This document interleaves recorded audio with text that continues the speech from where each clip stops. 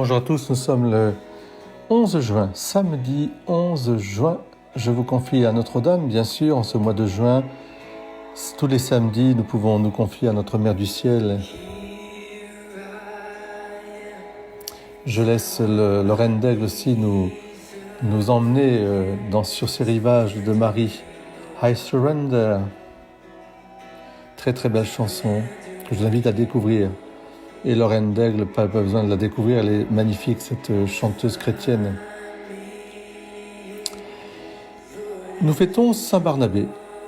Et vous savez, Saint Barnabé, c'est une figure tout à fait étonnante, un apôtre, considéré comme vraiment un apôtre, même s'il ne figure pas dans le collège des apôtres, mais il est un apôtre à part entière comme Saint Paul.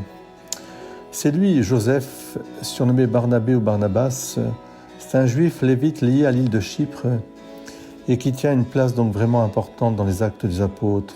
C'est probablement lui, le Joseph le Juste, qui a été présenté pour remplacer Judas, et c'est Matthias qui a été élu. Mais il reste néanmoins qu'il est un personnage clé et central de l'évangélisation. Et d'abord parce que c'est lui qui a introduit Paul auprès des apôtres à Jérusalem, comme nous le racontent les Actes au chapitre 9e, verset 27, et plus tard auprès des chrétiens d'Antioche. Il fut d'ailleurs le premier compagnon de voyage, il est même le chef de la mission envoyée par les apôtres.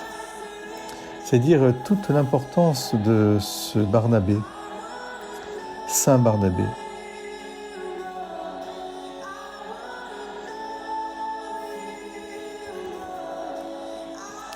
Bien qu'il ne soit pas un des 12 apôtres, l'Église d'Orient comme d'Occident le considère comme un apôtre, comme Saint Paul d'ailleurs.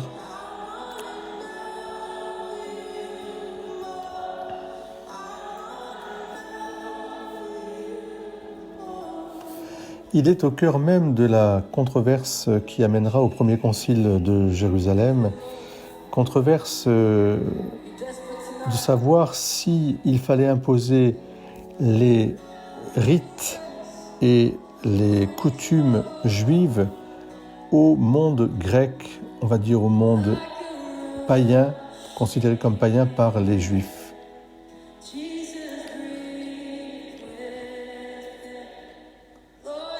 Alors malheureusement, nous savons aussi que Barnabé et Paul se sont, je dirais, séparés.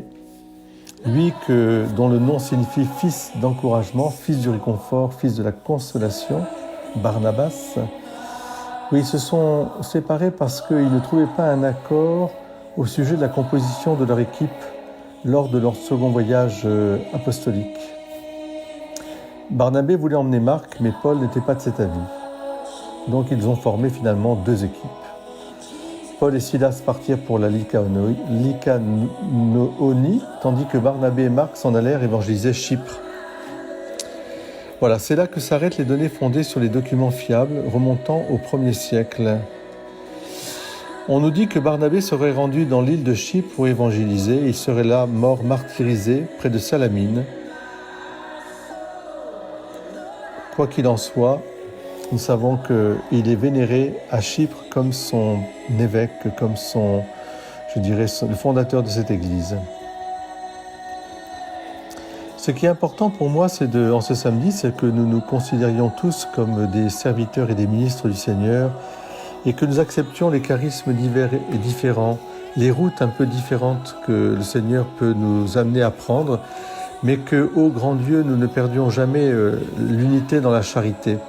Unité de foi, d'une foi vivante, une unité, je dirais, dans la finalité de notre action, qui est de répandre et communiquer Jésus-Christ dans les cœurs, mais diversité dans les voies, dans les diverses, je dirais, missions qui nous sont données, et considérer ce que les autres font comme un cadeau que Dieu peut faire aussi pour nous, même si ce n'est pas la même voie.